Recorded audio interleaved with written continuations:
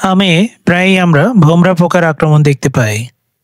আমের ভোমরা পোকা বা ম্যাঙ্গো উইভিলের বৈজ্ঞানিক নাম হচ্ছে স্টার্নোসাইটাস ম্যাঙ্গিফেরে। আমের ভোমরা পোকা জীবনচক্র 4টি ধাপে সম্পন্ন হয়: ডিম, লার্ভা, পিপা এবং পূর্ণবয়স্ক পোকা।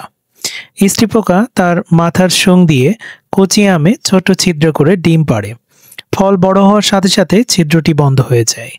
ডিম ফুটে যে লার্ভা বের হয় তা পা থাকে না। লার্ভা সুড়ঙ্গ করে বীজ পর্যন্ত পৌঁছায় এবং বীজ খেয়ে বেঁচে থাকে। পরে বীজের ভেতরে পিপা অবস্থায় পরিণত হয়। ফল ঝরার প্রায় 2 মাস পর পূর্ণাঙ্গ পোকা বীজের খোলস চিবিয়ে বাইরে বেরিয়ে আসে। সাধারণত কলমের যে আম গাছগুলো আছে সেখানে এই পোকার আক্রমণ কম হয়ে থাকে।